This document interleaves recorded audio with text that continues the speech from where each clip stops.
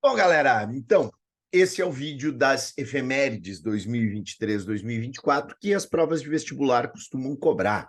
Então, esse vídeo vai valer tanto para a URGS, quanto para a PUC, vai valer para a Universidade Federal de Santa Catarina, Universidade Federal de Santa Maria, enfim, as universidades, de uma maneira geral, costumam trabalhar com essas datas históricas importantes, e eu selecionei aqui uma boa parte dessas datas para trabalhar com vocês. Vocês têm também um material em PDF aí à disposição de vocês.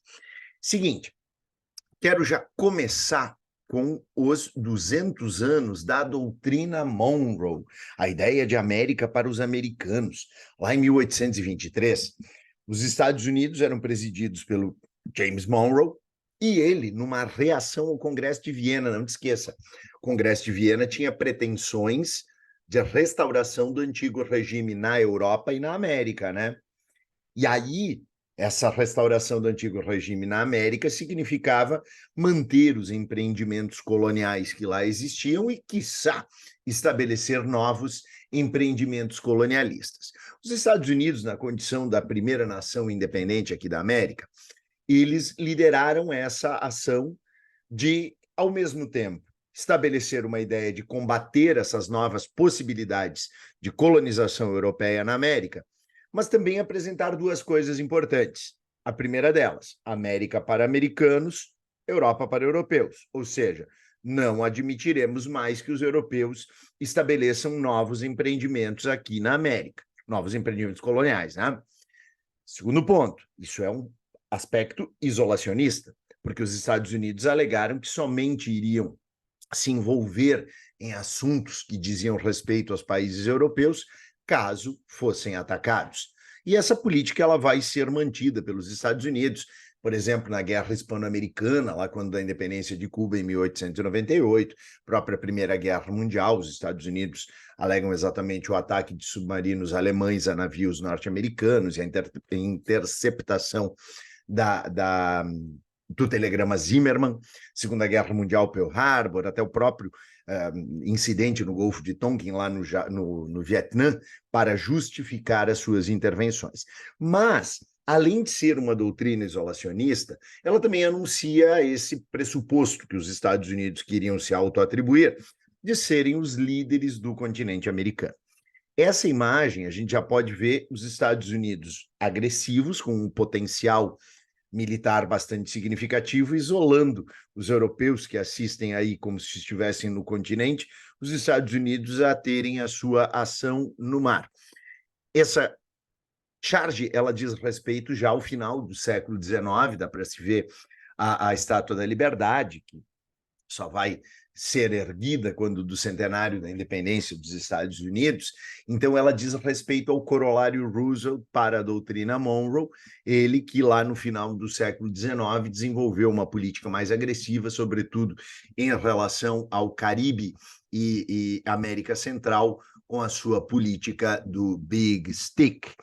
Bom, então, doutrina Monroe, o primeiro dos aspectos. O segundo diz respeito ao que ocorreu no Brasil no primeiro ano após a declaração da nossa independência. Então, em 1822, foi declarada a independência do Brasil. Claro, o que acontece? Havia províncias no Brasil que não aceitavam nem a nossa independência, afinal de contas, tinham conexões com a Europa e tinham também aquela crença de que havia uma espécie de aura mística na figura do rei que representava exatamente aquele elemento sebastianista.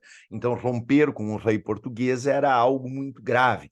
Então, houve, por exemplo, movimentos de resistência à independência do Brasil na província do Grão-Pará.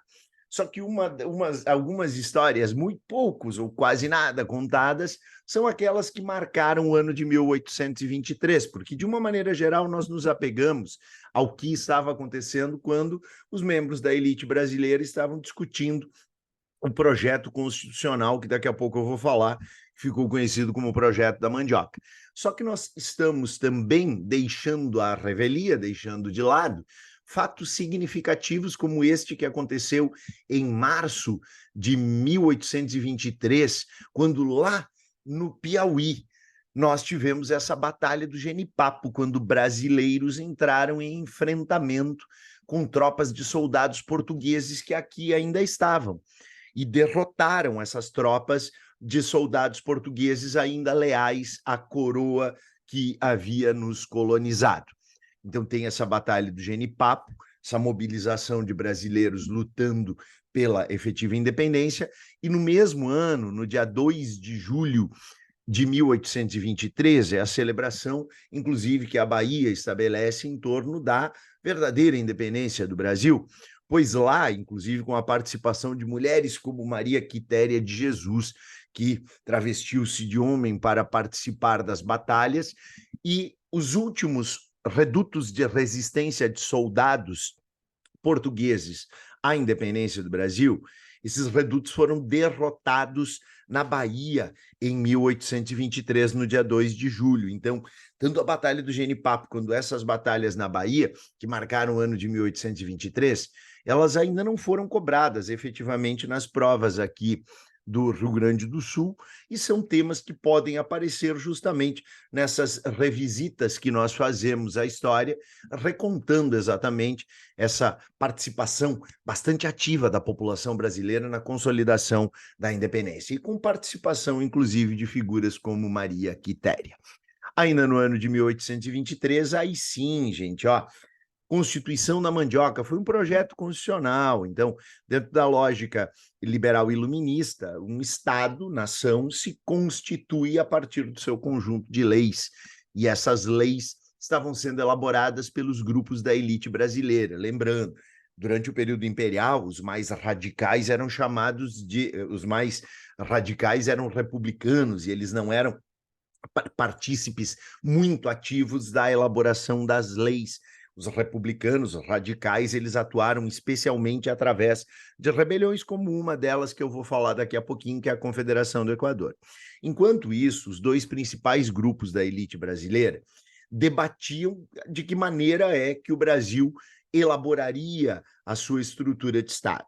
As principais divergências davam-se entre centralistas, que no futuro se transformariam no Partido Conservador, e os federalistas, que defendiam a autonomia para as províncias e que depois se transformariam nos futuros liberais.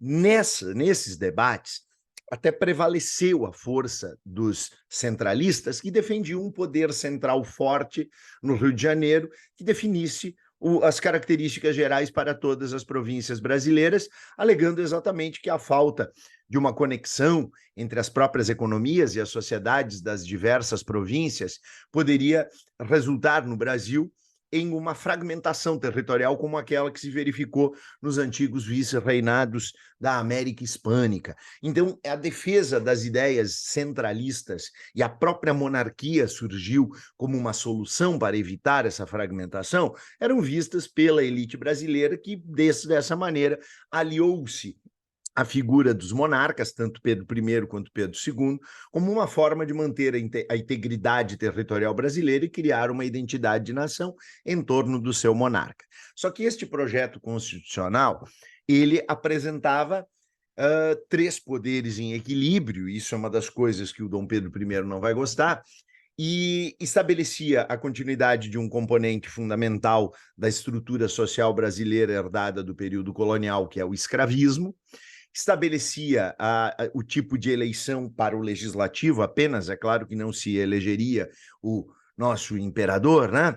E essa eleição ela seria censitária e indireta. Como não havia meio circulante, ou seja, dinheiro significativamente circulando no Brasil, nós tivemos nessa Constituição o requisito de alqueires plantados de mandioca, ou seja, a terra, e aí é que tem esse elemento classista, porque, afinal de contas, somente essa aristocracia rural seria beneficiada com o direito, especialmente, de ser votada.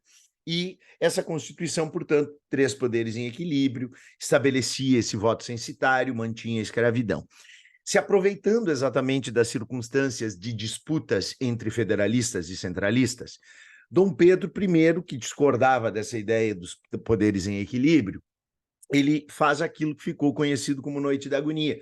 Ele rompe com a elite brasileira, ele estabelece a prisão de alguns parlamentares, ele não aceita esse projeto constitucional e ele forma um Conselho de Estado, basicamente formado em torno de portugueses que aqui estavam, para elaborar a Constituição, que se tornou a primeira Constituição brasileira outorgada de 1824.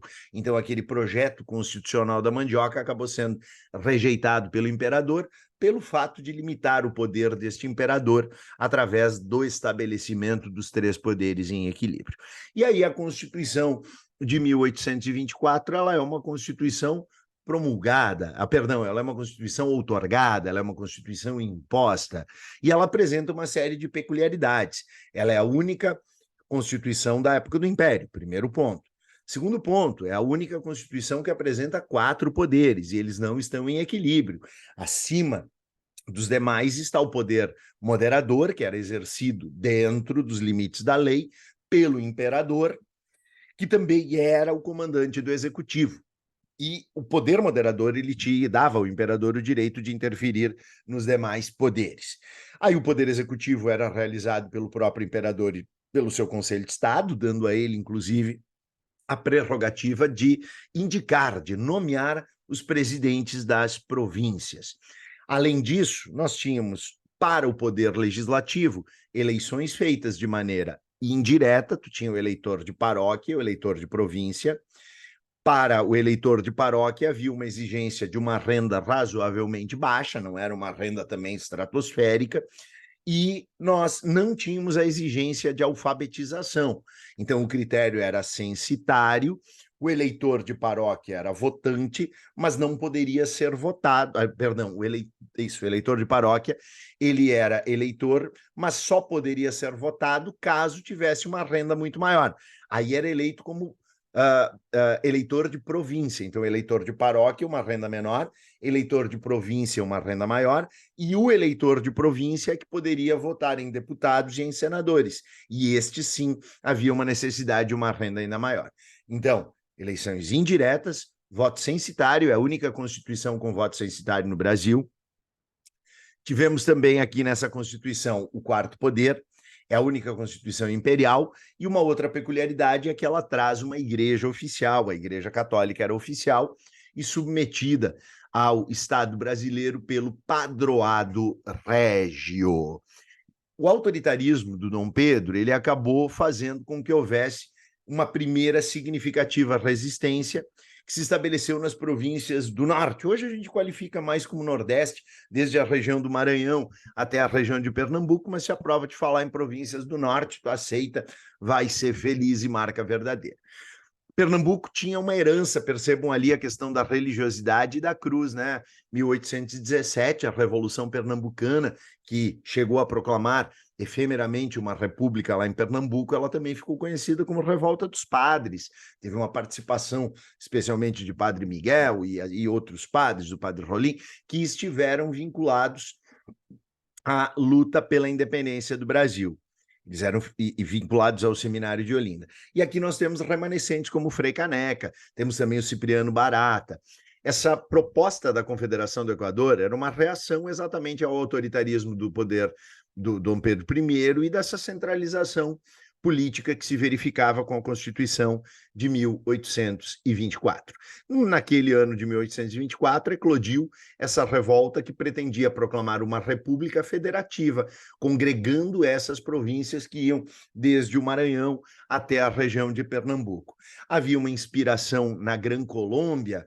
Lembra que durante os processos de independência aqui na América, um homem chamado Simão Bolívar liderava as lutas de independência na porção setentrional da América do Sul, lá na região da Venezuela, na região da Colômbia, na região do Equador, e o Bolívar ele sustentava uma ideia de criar uma única e integrada nação latino-americana denominada Gran Colômbia. E até ele conseguiu congregar a região da Venezuela, do Equador, a região do atual Panamá, a região da atual Colômbia, uma partezinha do Peru, formando a chamada Gran Colômbia, também de uma duração muito pequena. Os rebeldes da Confederação do Equador se apropriaram da Constituição da Gran Colômbia, excetuando-se a questão do escravismo, do abolicionismo, coisa que não foi incorporada. Ali nós percebemos a força dessa tradição religiosa, a influência da atividade econômica agroexportadora, da cana e do algodão, e essa rebelião de caráter liberal radical ela foi esmagada por Dom Pedro I, inclusive se valendo de tropas mercenárias. No mesmo ano de 1824, vieram para o Rio Grande do Sul os primeiros imigrantes alemães, são 200 anos da imigração alemã.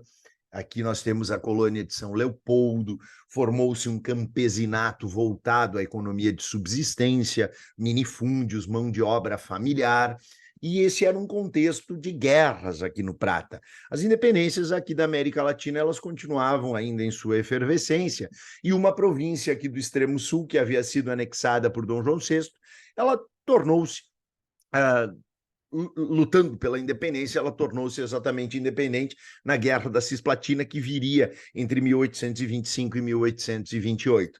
Então, temendo exatamente a perda territorial aqui do extremo sul e talvez a possibilidade da elite estancieira gaúcha em unir-se aos uruguaios na sua independência, o governo imperial, até por influência de José Bonifácio de Andrada, trouxe a primeira leva de imigrantes para a região do Vale do Rio dos Sinos, formando-se, como eu falei para vocês, um grupo de camponeses familiares que estabeleceram pequenas propriedades voltadas à subsistência.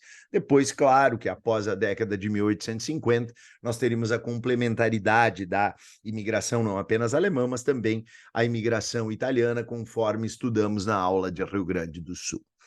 Ainda dentro do período imperial, destaquem-se duas coisas. A primeira delas, ali está Dom Pedro IV, Dom Pedro I, quando abdicou ao trono brasileiro em favor de seu filhinho, Pedrinho de Alcântara, nascido no Brasil, que tinha apenas 5 anos, ergueu-se aqui no Brasil um período conhecido como regencial. Ele se estabeleceu, regência trina provisória, permanente, depois a regência una do Feijó e a regência una do Araújo Lima, período em que se consolidaram os partidos políticos aqui do Brasil, os progressistas que viraram liberal, depois a gente tem os regressistas que viraram o Partido Conservador, avanço liberal dando autonomia para as províncias, criação da Guarda Nacional, o próprio padre Diogo Feijó fazendo aquela lei que ficou conhecida para inglês ver, criação do Código de Processo Criminal, e aí entra um elemento importante, meus amores.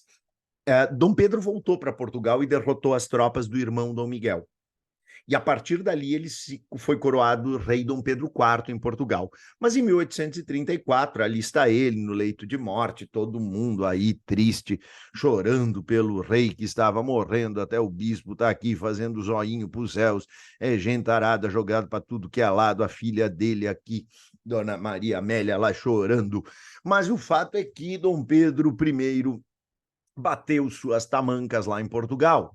E aqui no Brasil nós tivemos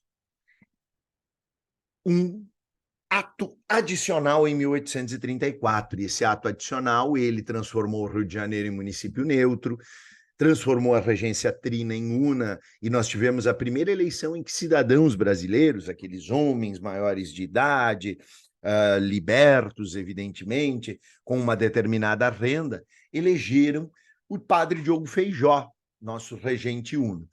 Aí, esse ato adicional, além de transformar a regência trina em una, com a eleição do Diogo Feijó, ele também estabeleceu a transformação dos antigos conselhos provinciais em assembleias legislativas provinciais. Isso faz muito parte daquele avanço liberal que acontecia. E também antecipou a maioridade do imperador Dom Pedrito futuro para 18 anos, depois até em função de todas as revoltas que aconteciam aqui no Brasil, Feijó renunciou, veio o regresso conservador, se faz uma lei de interpretação desse ato adicional, reforma do Código de Processo Criminal, e na lei de interpretação, aí se antecipou ainda mais a maioridade do imperador para aqueles 15 anos incompletos que conduziram ao que nós denominamos golpe da maioridade lá em 1840. A próxima efeméride importante, depois dessa morte do Dom Pedro e do ato adicional de 34, já entra no período da Primeira República do Brasil. Eu vou dar um segundinho para vocês darem uma respirada e eu vou tomar uma aguinha aqui. Deixa só eu dar uma pausa, já retorno. Aguinha tomada, vamos lá, 1904. É bem verdade que essa revolta da vacina, ela já caiu bastante nas últimas provas, mas não custa a gente dar uma olhadinha, né?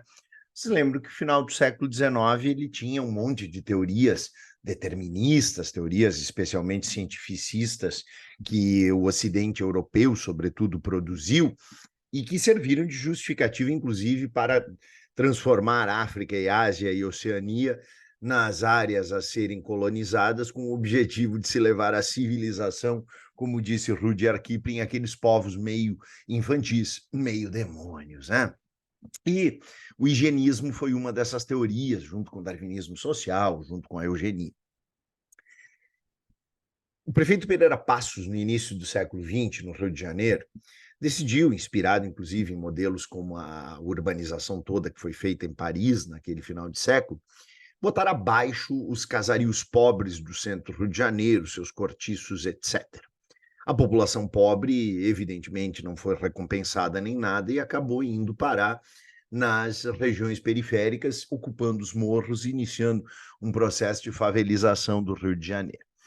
As condições sanitárias eram muito precárias e uma epidemia de varíola se estabeleceu na cidade, uma das epidemias.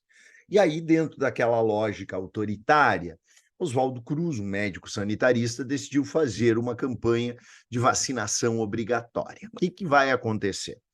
Sem esclarecimento da população e com uma atitude extremamente agressiva, esses agentes sanitários, muitos deles vinculados ao militarismo e sendo contratados para isso, foram vacinar as pessoas à força. Aí o que acontece? Espalham-se fake news. A oposição espalha um fake news dizendo que se tratava de uma campanha de esterilização em massa, o que não era tão distante das possibilidades, embora não se coadunasse com a verdade, os objetivos da campanha da vacinação, era um período em que essa esterilização em massa ela fazia parte de ideais eugenistas. Também nós tivemos a força militar. Lembra que os militares, inclusive nós vamos destacar daqui a pouquinho o tenentismo, né? Os militares, sobretudo oficiais de baixa patente, estavam muito descontentes com o domínio da oligarquia brasileira que se fazia através daquele sistema de dominação. E militares tentaram um golpe para derrubar o oligarca membro do Café com Leite, Rodrigues Alves. A solução veio, depois desses levantes populares violentos, a solução veio com campanhas de esclarecimento, foram buscadas lideranças comunitárias, lideranças religiosas, para se estabelecer uma campanha de esclarecimento sobre do que se tratava e quais eram os efeitos que essa campanha de vacinação obrigatória traria de benéfico para a sociedade daquele período. Mas a revolta da vacina é um desses movimentos de irrupção popular que se estabeleceram na Primeira República, sobretudo dessas camadas bastante excluídas da cidadania, não apenas política, mas da cidadania social brasileira desse início de século. Também nós temos um assunto que são os 100 anos do início da Primeira Guerra Mundial, 28 de junho de 1914, nós tivemos um estudante nacionalista sérvio, Gravilo Príncipe, ligado a um grupo terrorista chamado Mão Negra, um jovem sérvio, dentro das lutas que aconteciam naquele pan-eslavismo que acontecia na região balcânica, assassinando o arquiduque Francisco Ferdinando da Áustria, do Império Austro-Húngaro, que estava tomando posse oficialmente da região da Bósnia-Herzegovina. E aí aquele atentado de Sarajevo marcou o início da Primeira Guerra Mundial. Embora nós tivéssemos essa tríplice aliança, a Itália acabou roendo a corda, lembra? A Itália tinha um acordo secreto com a Inglaterra e com a França, de que a Itália receberia colônias caso permanecesse neutra na Primeira Guerra Mundial, que não sabia que ia ser a primeira, só sabia que era uma guerra. E a Itália depois acabou entrando ao lado da Tríplice Entente, que até durante a guerra vai ficar conhecida como aliados. A Itália, ela em 1915, entrou na guerra contra aqueles seus antigos aliados. E quem entrou na guerra ao lado da Alemanha e do Império Austro-Húngaro foi justamente quem passou a administração da Bósnia-Herzegovina para o Império Austro-Húngaro, um importante aliado da Áustria, importante aliado da Alemanha, o Império Turco-Otomano. O Império Turco-Otomano estava em decadência e vivenciava uma série de nacionalismos. Havia uma quantidade muito grande de povos não otomanos, não turcos, perdão, que estavam sob o domínio do Império Turco-Otomano, dentre eles os armênios, que acabaram sofrendo um genocídio em função da Primeira Guerra Mundial. Também havia o nacionalismo no Oriente Médio, por baixo dos panos, Inglaterra, França e Rússia assinavam os acordos de Sykes-Picot, incentivavam os nacionalismos árabes naquele momento contra o domínio do Império Turco-Otomano e também os nacionalismos balcânicos. A Primeira Guerra Mundial, ela duraria até 1918, teria seus tratados de paz em 1919 e acabaria com a vitória dos países da Tríplice Entente, que depois contaram com a atuação dos Estados Unidos da América a partir de 1917 e a Rússia, que depois saiu da guerra em janeiro de 18, fazendo os acordos de Brest-Litovsk após a Revolução Bolchevique. Então, a Primeira Guerra Mundial também completa 100 anos. O Império Turco-Otomano derrotado, depois pelo Tratado de Sèvres, acabou se transformando em monarquia turca, acabou reconhecendo as emancipações no Oriente Médio, as emancipações balcânicas, e dentro da Turquia, nós tivemos em 1923, há 100 anos, a Revolução Turca, liderado por um militar chamado Mustafa Kemal, também conhecido como Kemal Atatürk. Ele tinha uma formação militar e ele defendia que a modernização da Turquia devesse se estabelecer em torno de princípios mais ocidentalistas, acabar com as oligarquias agrárias, comerciais e religiosas, que estavam mancomunadas, estabelecer uma república de características laicas, seculares, isso inclusive já foi resposta de uma questão da URGS. Então, há 100 anos, a Turquia passava a ser uma república e esse projeto de estabelecer um afastamento das leis religiosas da Sharia muçulmana e estabelecer uma laicização, uma secularização da República Turca. Também são 100 anos da primeira tentativa destes vermes nazistas de alcançarem o poder na Alemanha. A Alemanha vivenciava uma situação catastrófica, uma hiperinflação devastadora, endividada, derrotada, humilhada na Primeira Guerra Mundial, os nazistas erguendo suas vozes, falando exatamente do Diktat, a imposição de Versalhes, capitalizando o anticomunismo e um nacionalismo exacerbado. E em 1923, Hitler e seus asseclas tentaram tomar o poder no golpe da cervejaria, o Putsch de Munique. Felizmente, naquele momento frustrado, infelizmente, saíram logo da prisão Hitler e os outros líderes, e na prisão o Hitler escreveu Mein Kampf. Aí, em 1933, através de eleições, é que Hitler chega ao poder através de eleições, viu? E o Partido Nacional Socialista dos Trabalhadores Alemães inauguraria em 1933 o Terceiro Reich. O primeiro foi o Sacro Império, o segundo foi o da Unificação, e o terceiro duraria de 33 a 45, com este verme mor chamado Adolf Hitler. E aí nós voltamos para a América. Olha, posso até estar exagerando, mas em 1910 e 11 aconteceu a Revolução Mexicana. A Revolução Mexicana ela foi liberal e ela foi contra um caudilho ditatorial que por 40 anos governou o México, chamado Porfírio Dias. Os liberais eram liderados por um cara chamado Francisco Madero, e eles tiveram o apoio dos dois principais líderes campesinos, dos principais líderes camponeses do México. No sul, província de Chiapas, Emiliano Zapata; ao norte, na província de Durango, Francisco Pancho Villa. Esses camponeses eles apoiaram a Revolução Liberal de 1910 e esperavam que se estabelecesse efetivamente uma reforma agrária nos moldes pretendidos por eles, camponeses. Entretanto, depois de anos de turbulência, com Huerta, Carranza, o próprio Madero e assassinatos, em 1917, os camponeses entregaram, quando se reuniu a Assembleia Nacional Constituinte Mexicana, entregaram o Plano Ayala para a realização da reforma agrária e a distribuição de terras para as comunidades indígenas, as antigas terras comunais denominadas ejidos, ejidos. E como a Constituição mexicana, embora ela fosse muito progressista, ela fosse bastante avançada, ela fizesse parcialmente a reforma agrária, Mas como ela não contemplou aquele que era o objetivo dos camponeses, as lideranças Zapata e Villa novamente se ergueram contra a revolução que haviam ajudado a estabelecer para tentar formar uma república de características camponesas. Acabaram sendo capturados, o Villa e o Zapata foi executado em 1919 e Villa acabou assassinado há 100 anos, em 1923. Quando nós estudamos a Era Vargas, nós vimos, por exemplo, que o Walt Disney veio para o Brasil.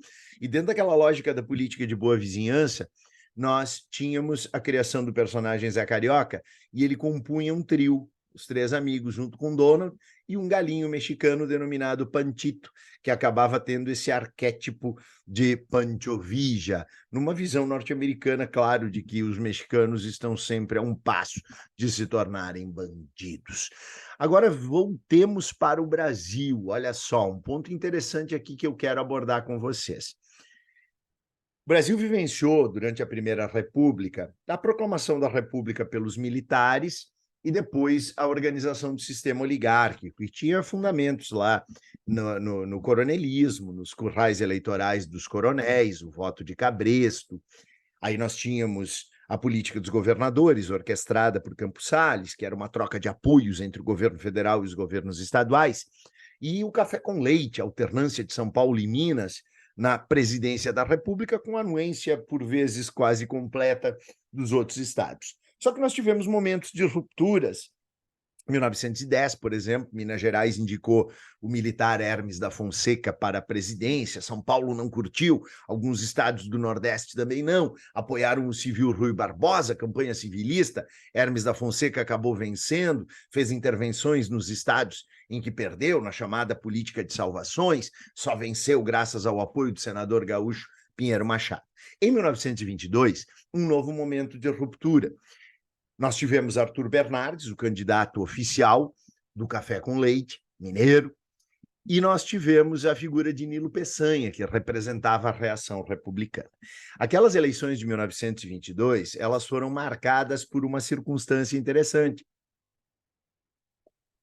Foram espalhadas cartas falsas atribuídas ao Arthur Bernardes, e até esses episódios levaram a uma ruptura do Arthur Bernardes com o comandante das Forças Armadas do Brasil, o ex-presidente Hermes da Fonseca, que também não reconheceu o resultado das eleições, mas as eleições transcorreram e Arthur Bernardes do Café com Leite as venceu. Venceu Nilo Peçanha, que representava a reação republicana. E o Nilo Peçanha obteve o apoio de alguns estados do Nordeste, Rio de Janeiro, do qual ele era representante, e aqui do Rio Grande do Sul, o velho Borges de Medeiros apoiou essa candidatura derrotada. O Arthur Bernardes venceu e o seu governo inteiro vai transcorrer em estado de sítio. Houve uma primeira tentativa dos tenentes, no dia 5 de julho de 1922, a marcha dos 18 do Forte, 17 tenentes e um civil, Otávio Correia, marcharam pela Avenida Atlântica, lá em Copacabana, a marcha dos 18 do Forte, com o objetivo de tentar impedir a posse do presidente eleito Arthur Bernardes. 15 tenentes, mais um civil foram mortos, e as tropas leais, as tropas da legalidade, as tropas, a maior parte das Forças Armadas, ela permaneceu ao lado de Arthur Bernardes, não apenas nesse momento, mas também durante o governo, porque nós veremos daqui a pouco que nós teremos o elemento tenentista. Só que as eleições de 22 também foram para governadores, e aqui no Rio Grande do Sul, o velho Borges, Antônio Chimango Borges de Medeiros, o Partido Republicano Rio-Grandense, o PRR, ele exerceu uma hegemonia no estado do Rio Grande do Sul durante toda a Primeira República. Todos os governadores do estado foram do PRR, Júlio de Castilhos, Borges Medeiros, Carlos Barbosa, Getúlio Vargas, nenhum deles pertencia a qualquer um dos outros partidos. A gente, para simplificar, vai fazer assim.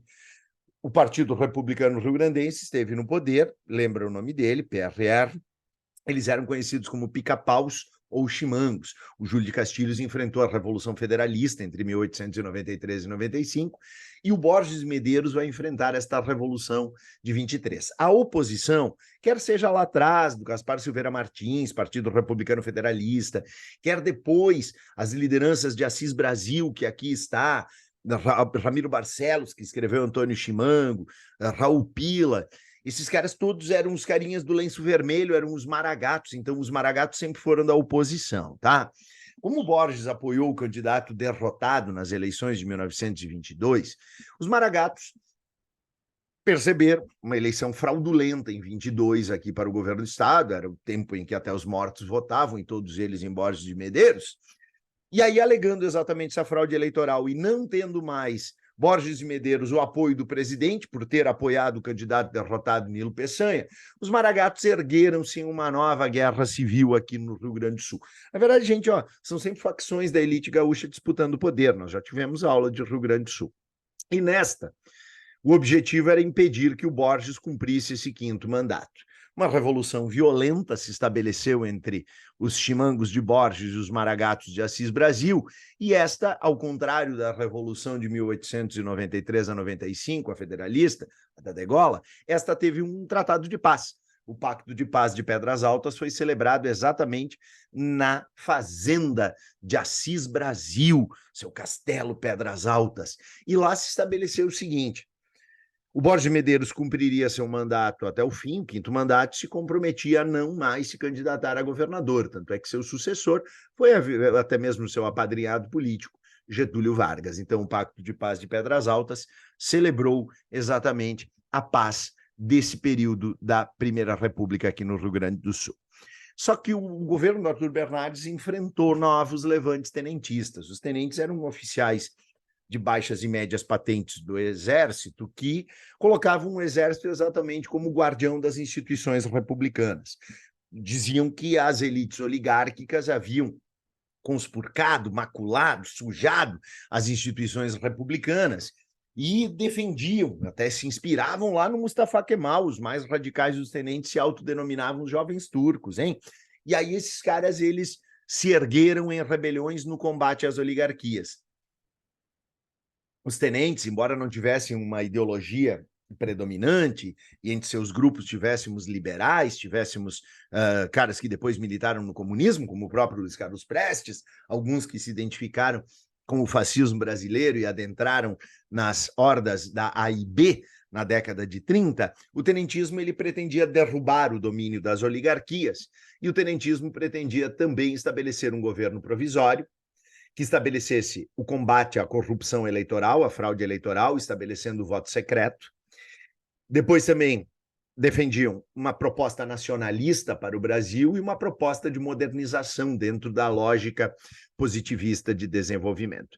Os tenentes que já haviam se erguido no 5 de julho de 1922, novamente levantaram suas armas no dia 5 de julho de 24, segundo 5 de julho, sob a liderança de Isidoro Dias Lopes, tomaram o estado de São Paulo. Só que não durou muito esse domínio sobre São Paulo. Um mês depois, as tropas leais ao Estado, a legalidade já havia derrotado estes que eram chamados de rebeldes e bandidos, que eram exatamente esses tenentes. E eles marcharam em direção ao sul, porque no sul, a partir de 1924, olha, centenário, esse é um tema muito importante, o centenário da coluna Prestes, meus amores. Então aí nós temos a maior marcha militar da história. Os tenentes, eles fizeram uma marcha que percorreu mais de 24 mil quilômetros no Brasil, percorreram 11 estados, fizeram 53 combates, nenhuma derrota, combatendo exatamente os domínios das oligarquias. Os tenentes se moviam basicamente a cavalo, e aí essa coluna Prestes, claro que não poderia ter armamentos pesados. Evitaram os estados centrais, até para evitar o enfrentamento com aquele armamento pesado das forças da legalidade, e estabeleceram aí naquele momento enfrentamentos aos jagunços dos coronéis. Atuavam sob a tática de guerrilha e acabaram também se dispersando a partir de 1926, 27, justamente porque chegava ao fim o governo do Arthur Bernardes, o pior inimigo dos tenentes, e porque já não tinham mais munições, já não tinham mais armamento, já não tinham mais alimentos para dar sustentação a essa luta contra as oligarquias. Luiz Carlos Prestes, durante o tenentismo, ainda não era o líder comunista que viria a ser, já, por exemplo, a partir de 1930, quando os tenentes acabaram apoiando a Aliança Liberal do Vargas e apoiaram depois a Revolução de 30, tornando-se a base das ações militares, enquanto que Luiz Carlos Prestes, já identificado com o comunismo, não deu apoio a Getúlio Vargas. Mas são 100 anos da coluna Prestes. E são 90 anos dessa Constituição brasileira de 1934. O Vargas, após a Revolução de 30, ele estabeleceu um governo provisório, que deveria durar menos, né? Mas o Vargas, a gente sabe, personalista, essa tendência autoritária. O Vargas foi alongando o seu governo provisório, nomeou interventores nos estados, boa parte deles tenentes, depois romperia com o tenentismo, e o Vargas ele foi governando por decretos. Anulou a Constituição de 1930, de 1891, perdão, anulou as eleições de 1930, e dentre os decretos, claro, ele fez coisas bastante progressistas. A queima do café era necessário, o Brasil dependia, 73% das exportações eram de café, e com os efeitos da crise de 29 ele fez isso. Mas estimulou a diversificação agrária, criou o Ministério do Trabalho, Indústria e Comércio, as primeiras leis trabalhistas, a Justiça do Trabalho, e o Vargas também estabeleceu o incentivo à compra de máquinas usadas. E pelos efeitos da Grande Depressão, nós tínhamos uma quantidade muito grande de empresas falidas, e essas empresas falidas, elas acabaram fornecendo as máquinas que passaram a produzir aqui no Brasil aquilo que antes a gente importava do exterior. Foi reduzida substancialmente a necessidade de importações, uma indústria feita pela iniciativa privada, mas agora com incentivo do Estado, indústria de substituição de importações. Não se esqueçam que é a partir do Estado Novo que o Vargas vai desenvolver as indústrias de base, Companhia Siderúrgica Nacional, Usina de Volta Redonda, Conselho Nacional do Petróleo, a Fábrica Nacional de Motores, tudo isso é lá no Estado Novo, e a CLT também é no Estado Novo. Mas tanto as primeiras leis eleitorais quanto as trabalhistas, elas aconteceram já nesse governo provisório e foram incorporadas a essa Constituição de 1934, tá? Justiça eleitoral, voto feminino, voto secreto, voto feminino obrigatório para as funcionárias públicas, facultativas demais mulheres, e também as leis trabalhistas, como um piso mínimo salarial, jornada de 8 horas, equiparação entre salários de homens e mulheres, já foram incorporados nessa Constituição, que veio após, claro, aquela Revolução Constitucionalista de São Paulo. Essa Constituição de 34 ela foi promulgada, ela era uma Constituição liberal, e foi a Constituição de menor duração na história do Brasil, durou apenas 3 anos, foi substituída pela polaca no dia 10 de novembro de 1937, inaugurando-se o Estado Novo. Então, agora, pequena nova pausa para nós nos hidratarmos. Vamos a alguns fatos da Segunda Guerra Mundial. Então, olha só, duas batalhas fundamentais, elas se tornam aniversários históricos agora. A Batalha de Stalingrado foi a grande vitória dos soviéticos sobre os nazistas lá no leste europeu, a maior batalha em número de soldados de todos os tempos, 1943, e começa a forçar os nazistas a retornarem à Alemanha. Mesmo ano se estabelece a Conferência de Teherã. Ela é um princípio daquilo que viria a ser a ONU, né? Porque, afinal de contas, nós temos aqui Stalin, Roosevelt, Churchill, também há uma participação de Chiang Kai-shek, China, maior inimiga japonesa, o Japão era do eixo, junto com a Alemanha e com a Itália. Faltou só a França para nós termos, por exemplo, o Conselho de Segurança, né? Essa Conferência de Teherã, ela já abre os primórdios para as Nações Unidas, que vão substituir aquela já falida Liga à Sociedade das Nações, que tão conivente foi com a ascensão do nazismo durante o entreguerras, olhem lá a Guerra Civil Espanhola, e também decidiu-se pela criação de uma nova frente aliada na Europa. E aí é interessante, gente, porque liderado pelos soldados norte-americanos, nós teremos o desembarque na Itália, a Itália que já vai ter, inclusive, os partisãs dominando Roma e colocando Mussolini lá a brincar de bang jump, mas nós tivemos a participação brasileira. O Brasil, ele declara guerra à Alemanha em 42, mas só em 44 o Brasil manda os seus pracinhas da FEB, que participaram ativamente da Batalha de Monte Castelo. E nós tivemos no dia 6 de junho de 44, o maior maior batalha anfíbia de todos os tempos, de desembarque da Normandia, que abriu caminho justamente para a libertação da França. Logo a seguir, a Alemanha passaria a ser cercada pelos aliados por todos os lados, e nós nos encaminharíamos para o desfecho daquela que foi a segunda e, oxalá, última Guerra Mundial. 1953, então, criação da Petrobras. Lembra que o Vargas ele apresentava aquela característica, o Jango também, né, de um desenvolvimentismo de viés nacionalista. O Vargas ele propôs a criação da Eletrobras, não rolou, lei de lucros, e também não rolou. Só que a Petrobras ela foi fruto de uma ampla mobilização popular com a campanha O Petróleo é Nosso. E aí essa campanha ela acabou resultando, sim, ela teve um componente decisivo, que foi justamente a grande força popular levando à aprovação da Petrobras, embora não com um monopólio integral, mas um monopólio parcial, um monopólio praticamente total. Só ficaram de fora o transporte e a venda, a distribuição ainda era monopólio. O transporte e a revenda é que ficaram ainda abertos à iniciativa privada e às empresas estrangeiras, mas nós tivemos, portanto, a criação da Petrobras. Cuidem, esse nacionalismo do Vargas, que tinha como grande inimigo, por exemplo, um dos grandes, né, o mais explícito, Carlos Lacerda, 54, atentado da Rua Toneleiros, tentaram matar Carlos Lacerda lá nas proximidades do seu jornal Tribuna da Imprensa. O major Rubem Vaz, o major aposentado da Aeronáutica, acabou sendo alvejado com 3 tiros e faleceu.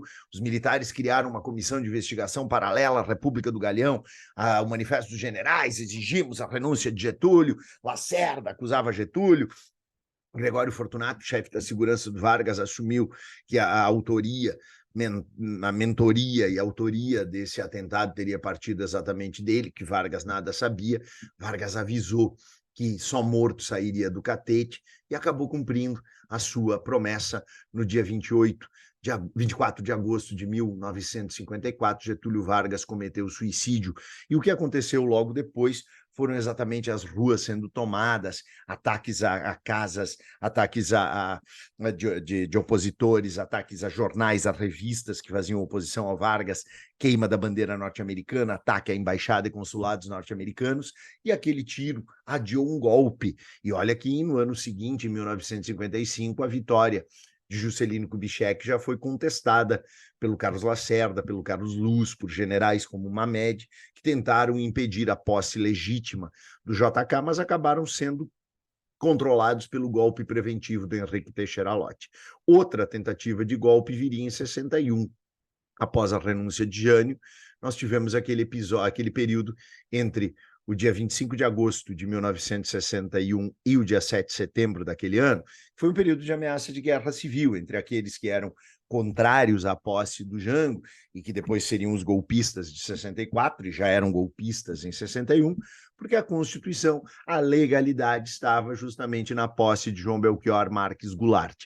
E aí nós tivemos uma mobilização também de setores como as ligas camponesas, a UNE, os sindicatos, políticos como Miguel Arraes e, sobretudo, Leonel Brizola, comandando a campanha da legalidade aqui na Praça Júlio de Castilhos, aí no centro da cidade, lá no Palácio Piratini, Brizola com a cadeia de rádio da legalidade, apoio do Terceiro Exército aqui do Rio Grande do Sul, e o Brasil vivenciando aquela ameaça.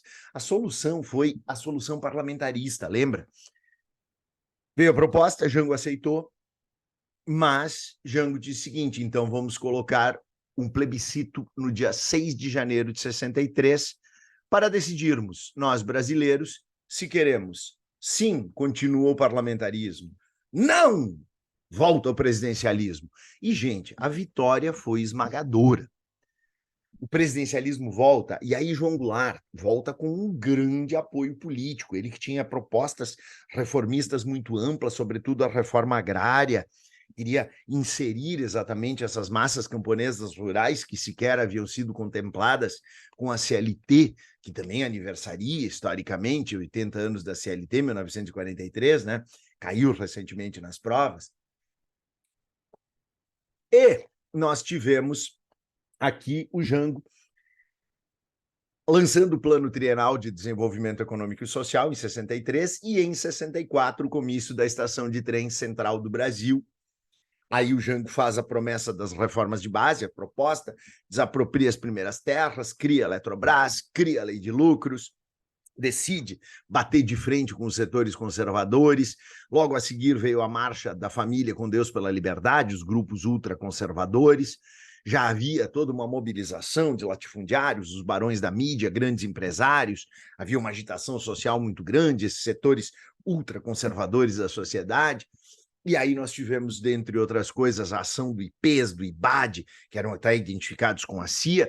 Veio o golpe de 64, depois de uma greve de marinheiros e também do almoço que o Jango participou no Clube de Sargentos, veio o golpe de 64 e nós temos aí os 60 anos da ditadura civil-militar no Brasil. Lembra da Operação Brother Sun, trata de revisar os 5 primeiros atos institucionais, trata de dar uma olhada na sequência dos principais fatos, nós temos aula específica para isso, da ditadura civil-militar. Isso é um tema que sempre aparece nas provas, né?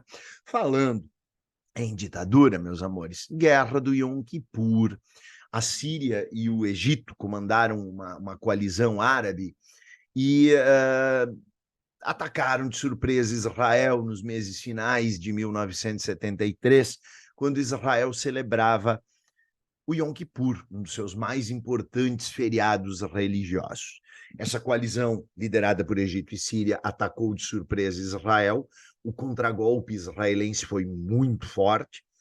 E aí essa guerra do Yom Kippur, que teve repercussões inclusive aqui no Brasil, porque afinal de contas os árabes usaram o cartel da OPEP para elevar o preço dos barris do petróleo, o que influenciou a economia internacional e ajudou muito fortemente na crise do milagre econômico que se estabelecia aqui no Brasil. A guerra do Yom Kippur chega ao fim, inclusive com a intervenção das duas superpotências, Estados Unidos e União Soviética. E nessas negociações abriu-se caminho para 5 anos depois nós termos os acordos de Camp David entre Egito e Israel, intermediados pelos Estados Unidos de Jimmy Carter.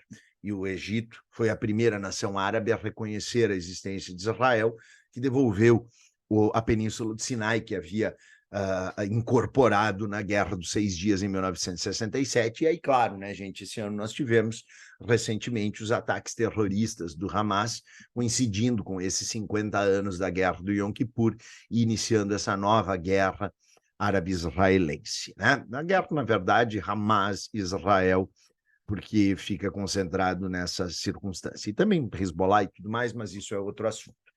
Aí, depois disso, nós temos aqui, ó, os 50 anos do golpe de Estado no Chile, 1973, o governo socialista democrático de Salvador Allende venceu as eleições de 1970, implantou um governo socialista democrático, reformista, iniciou um processo até lento de reforma agrária, nacionalizou as empresas de minérios, sobretudo americanas, e sofreu um grande embargo internacional, e sob a égide norte-americana vem o golpe sangrento de 11 de setembro de 1973, Chile, general Pinochet, que já posou no Palácio La Moneda como um dandy terrorista, e que implantou uma ditadura que durou 17 anos e foi uma das mais sanguinárias. Foi a partir do Chile que se orquestrou a Operação Cóndor, aquela aliança entre as polícias políticas das ditaduras do Cone Sul.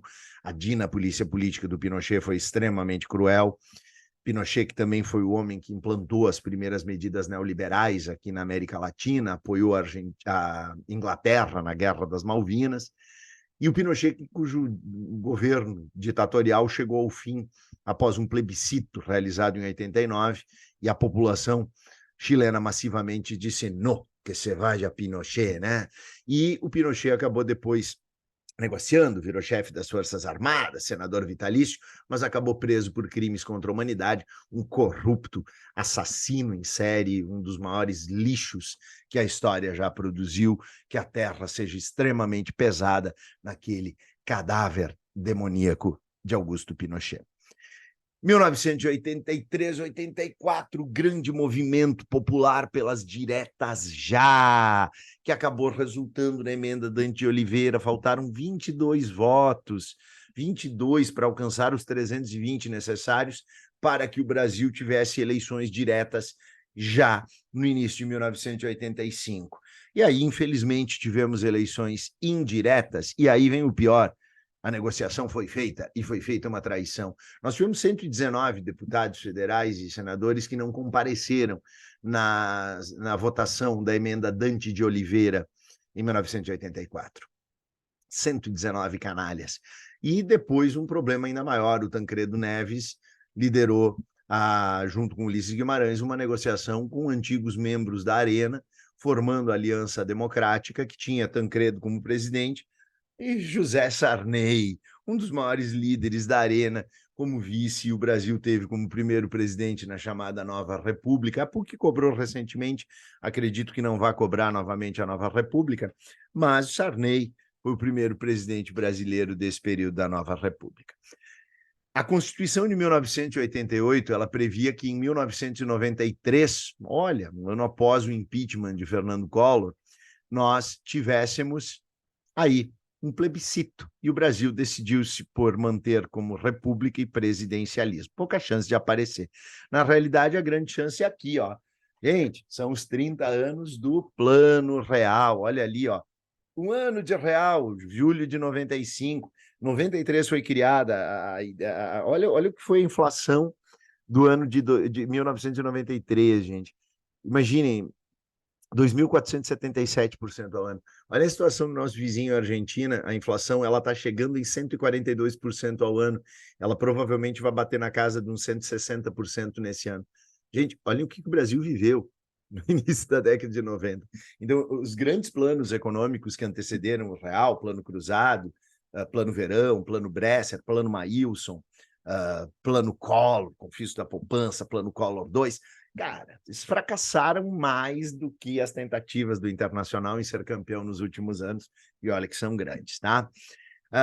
Aí veio o Plano Real. O governo Itamar Franco, que era vice do Collor, e o ministro Fernando Henrique Cardoso. O Plano Real, ele teve esse mérito, observem, ele vai estabelecer a estabilização inflacionária no Brasil, ele que tem algumas medidas neoliberais, privatizações, inclusive, das grandes empresas criadas lá na era Vargas, a atração de dólares através da elevação dos juros dessas privatizações, a criação da reserva verde, o incentivo ao agronegócio, contenção absoluta de gastos, num primeiro momento a paridade cambial, depois a tela foi mudada na segunda etapa, e o sucesso desse plano garantiu não apenas a eleição com votação massiva para Fernando Henrique Cardoso, como também, meus amores, uma outra coisa, a emenda da reeleição em 96. Nós tivemos também uma redução drástica nas alíquotas para importação, e aí a importação de produtos pressionaria os preços a baixarem. Depois, já chegando aos nossos finalmente, pouca chance de aparecer, mas nós tivemos não a Guerra do Golfo, mas a Segunda Guerra, né? A guerra no Iraque em 2003, 2001 nós tivemos os ataques da Al-Qaeda às Torres Gêmeas, e o Bush lança a doutrina Bush, o eixo do bem contra o eixo do mal que era Irã, Iraque, Coreia do Norte. Aí se alegava que o Estado iraquiano era o lugar onde estavam sendo fabricadas armas de destruição em massa para sustentar esse terrorismo internacional.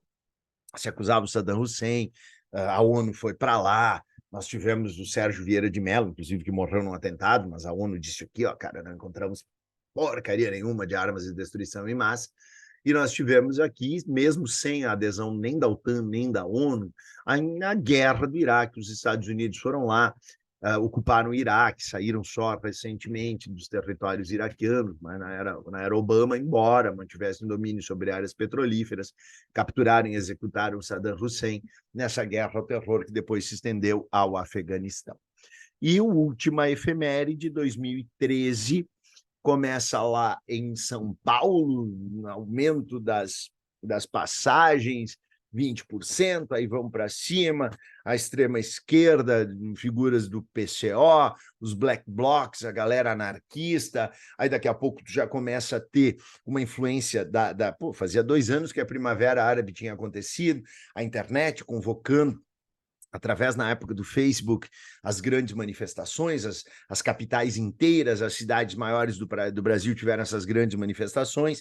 as TVs também conclamavam as pessoas a irem, e 2013 passou a ser uma luta contra tudo e contra nada ao mesmo tempo, porque afinal de contas as pautas eram as mais